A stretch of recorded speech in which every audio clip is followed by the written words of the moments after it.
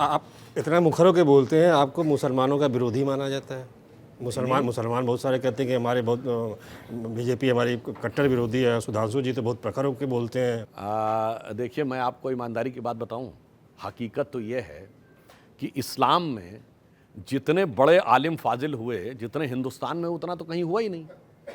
समस्या हिंदू मुसलमान की नहीं है। मैं एक छोटा सा उदाहरण जो कई बार मैं बोल चुका हूं, यह देश स्वतंत्र हुआ 15 अगस्त 1947 को लाल किले पर पहली शहनाई किसने बजाई थी? उस्ताद बिस्मिल्लाह खान ने। उन्हें भारत रत्न कब मिला? 2001 में अटल जी की सरकार में। क्यों नहीं मिला 50 साल तक सेक्युलरिज्म के शासनकाल में? उस्ताद बिस्मिल्लाह खान की मृत्यु हुई तब यूपीए सरकार थी, और जब वो आखिरी दिनों में बहुत बीमार हो गई, वहां की सरकार ने, कांग्रेस की सरकार ने कहा कि आप दिल्ली रहिए, हम आपका सारा इलाज कराएंगे।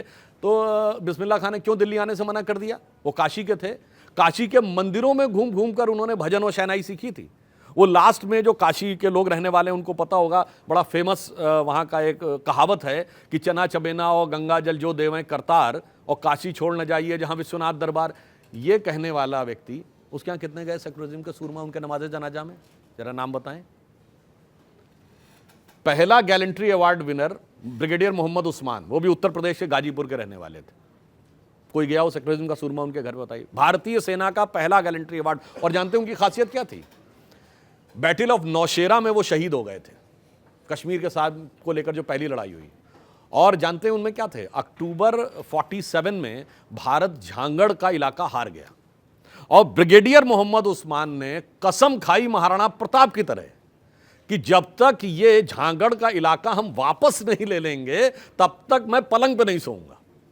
और फरवरी 1948 में जब भारतीय सेना ने उनके नेतृत्व में झांगड़ का इलाका वापस लिया है, तो उनके मेमोरायर्स जिन लोगों ने लिखे, उन्होंने लिखा सबसे पहले उन सैनिकों ने क्या किया, पास के गांव से खटिया लेके आए और कहा साहब पहले आप 2 मिनट लेट लीजिए ताकि आपकी वो प्रतिज्ञा पूरी हो जाए।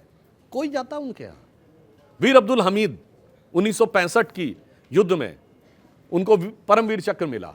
बताइए कितने लोग गए उनके घर के ऊपर? हाँ, मोदी जी की सरकार ने 2015 में जब उनकी शहादत की 50वीं वर्षगांठ हुई, उनके पूरे परिवार को बुलाया, उनकी पत्नी को बुलाया, प्रधानमंत्री ने अपने सामने बैठकर सम्मान दिया। अब बताइए, डॉक्टर एपीजे अब्दुल कलाम, इनसे बड़ा साइंसदान तो आलम इस्लाम में नहीं पैदा हुआ है। बताइए कोई, अरब, ईरान, तुर्की, मोरक्को, कोई बताइए जहां डॉक्टर कलाम के बराबर हुआ। डॉक्टर कलाम को हमने राष्ट्रपति बनाया, वो कह देते हैं सेकुलर वाले ये तो भाजपाई हो गए। डॉक्टर कलाम के नवाजे जनाजा में कितने लोग गए? डॉक्टर कलाम मेमोरियल पे आपने कितने सेकुलर नेताओं की फोटोएं देखी हैं?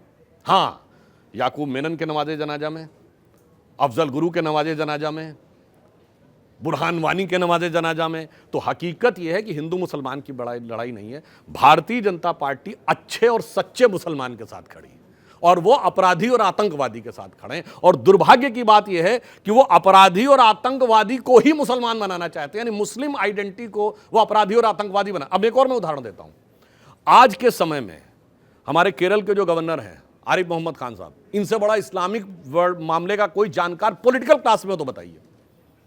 सीधे कुरान शरीफ की आयतें कोट करके, अरबिक टेक्स्ट को कोट करके, हदीस को कोट करके जो बोल सकते हैं, जितने नेता हैं उनमें, देखिए मैं धार्मिक गुरुओं की बात नहीं कर रहा हूं, नेता कोई बता दे वो उन किनारे हो जाता है।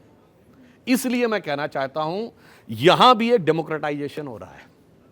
अब अच्छे और सच्चे मुसलमान जो जो उभर रहे हैं, तो इनको लगता नहीं वो अपराधी आतंकवादी ही बना रहना चाहिए। इसीलिए मैंने कहा सिर्फ भारत का नुकसान नहीं किया है, भारतीय समाज का नुकसान नहीं किया है, इस्लामिक समाज का भी नुकसान किया है। और मैं जो एक बात मैं पार्लियामेंट में भी बोल चुका हूं वो फिर बोल दूं, जानते हैं मुस्लिम समाज किसमें फंस गया?